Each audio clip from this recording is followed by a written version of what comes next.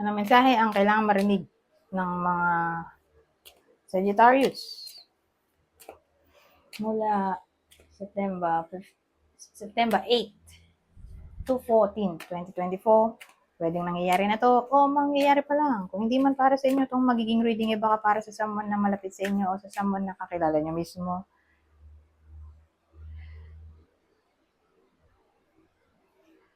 Baka may lumabas na gender mamaya, gawin nyo na lang energy masculine at feminine energy.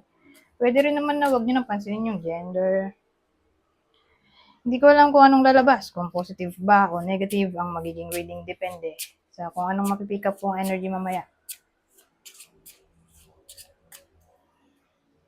Kung hindi man mag-resonate sa inyo to, edi adjust nyo na lang ang video, hanapin nyo to. Kung hindi pa rin, edi dito na. Ito ang last deck natin. So, magsimula na tayo.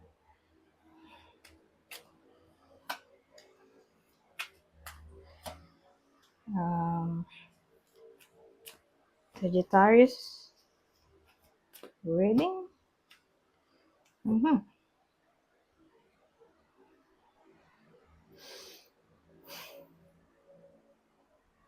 Well, kung lalaki kayo, lalaki lang yung kinukwento ko dito. Lalaking tao o babae, pero in-embody niya yung masculine energy, so sa madaling salita, babaeng extrovert. Mukhang malilito ako. Kung isasama ko pa yung babae, wag na. Wag na natin isama yung babae. Lalaki na lang talaga. Okay? So, lalaking tao lang. Kung hindi kayo lalaki, di adjust nyo na ang video. Hanapin nyo na to. Ha? Kasi, kahit anong gawin kong tawag dito, adjust para makarelate din yung iba mukhang mahihirapan ako. Kaya i-focus na lang natin sa lalaki ang topic. Kasi yung lalaki dito, mukhang makakatanggap sila ng gift o money o new opportunity in general. Sa kapwa nila lalaki. Okay?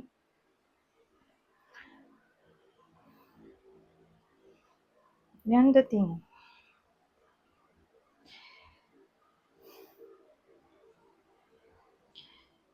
So, iniisip ko sino yung magbibigay ng opportunity. Ito siguro.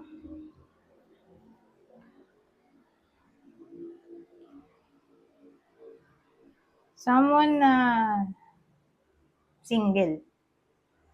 Single yung lalaki. O widow.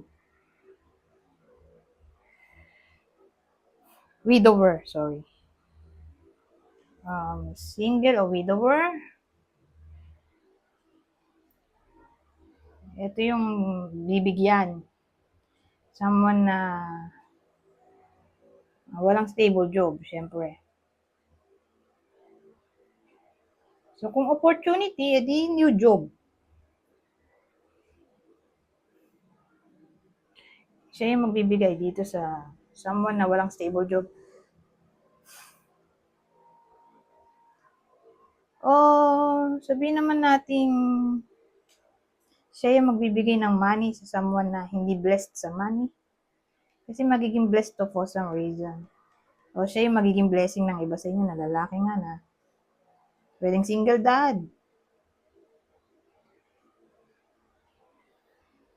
O walang stable job o income. O may financial issues. So, lalaking single, widower. Siya yung magbibigay ng gift, money, financial assistance, pleasure. Wow, pleasure. Happiness. Pwede rin. O baka pasayahin na lang kayo. Pero probably, yung saya dito kasi may ano tayo, something na nakahawakan. So, yun lang naisip ko. Baka food. May magbigay ng food. Food, gift, money, o gamit siguro. O opportunity na lang in general. New opportunity.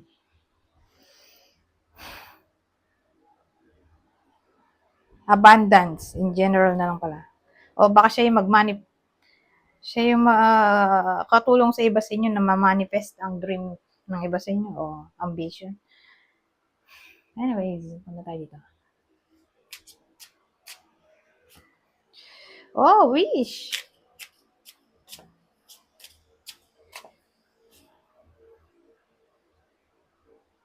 Ano yun?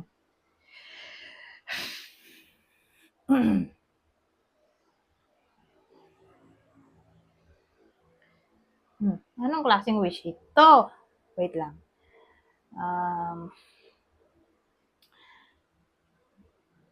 Mukhang mababago ang buhay ng iba sa inyo ng wish na to.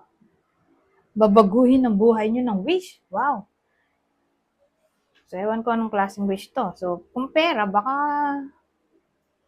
maraming pera, mababago ang buhay. Wow! So, baka manalo yung iba sa inyo ng award, o money in general. Na yun nga, mababago daw ang buhay. Transformation kasi to.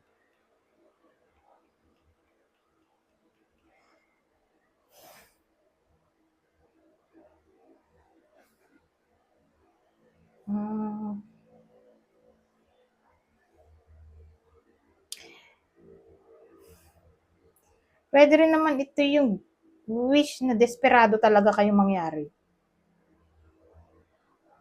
So, probably maaaring mangyari ito. So, sabihin natin magbalik ang ex nyo. Who knows? Pwede, oh.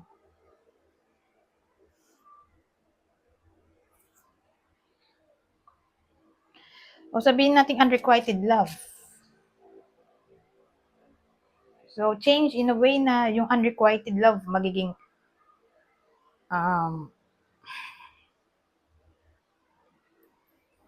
may reciprocation na ba? Parang ganon. May reciprocation na ng feelings. Okay? So, pares na kayo ng nadarama. Hindi na unrequited love. So, ano to?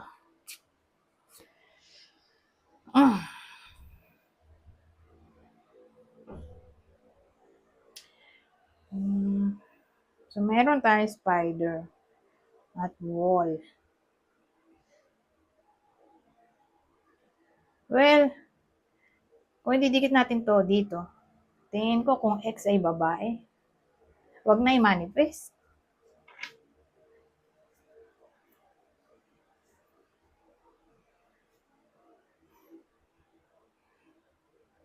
O may hirapan kayong i-manifest kung ang X ay babae. Pwede.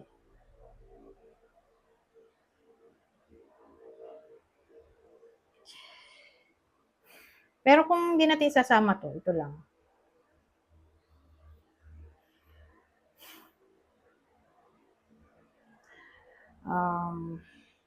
Yung single na babae, ang tinutukoy ko naman dito sa pangalawang scenario, parang independent siya eh.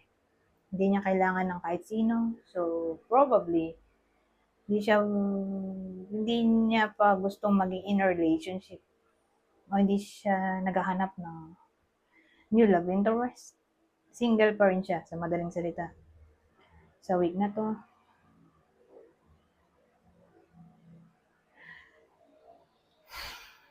Ngayon, punta tayo dito na ba agad? Ang aga pa. Oh. Isa pang ganito. Cauldron. Shovel.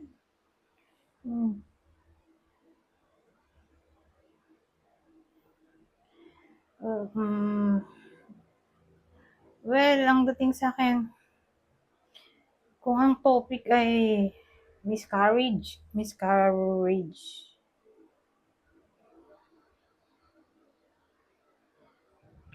O hindi makabuo ng baby. Nahirapan magbuntis. Parang ano eh, magta-try sila ulit sa week na to, yung iba sa inyo. Mag-experiment.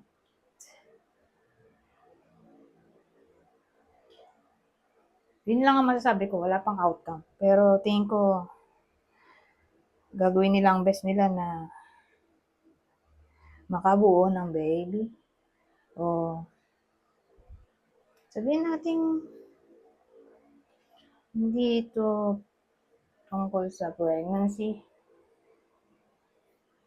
So, halimbawa, may tinatry yung iba sa inyo na i-manifest.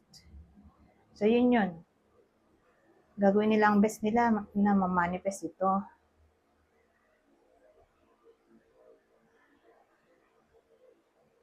Kung ano man yung minamanifest ng iba sa inyo.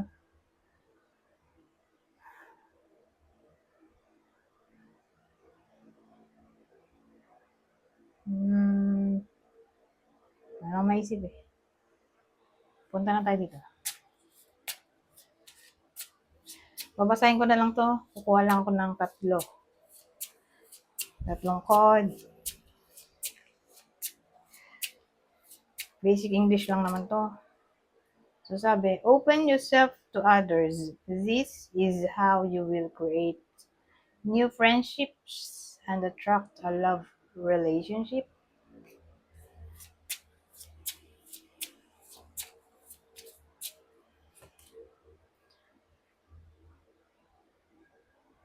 Kunin nyo lang yung info na sa tingin nyo ay fit sa sitwasyon nyo.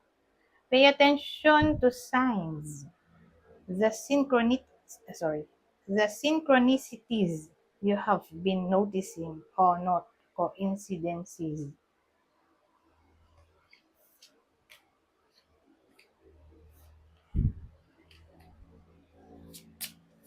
At ito ang huli.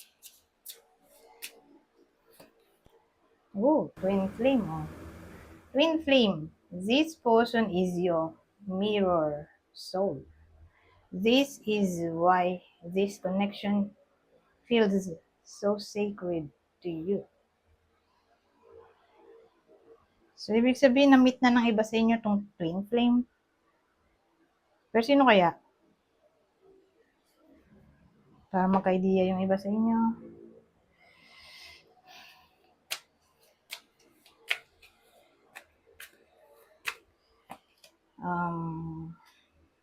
Capricorn, Scorpio, Capricorn, Aquarius pala to. Pero sama na rin natin ng Scorpio kasi, ewan ko, bigla akong nasabi. Ito, Pisces. So, ulitin ko. Capricorn, Aquarius, Pisces, at yun nga, Scorpio, na bigla akong nasabi. Anyways, hanggang dito na lang. Goodbye. For now.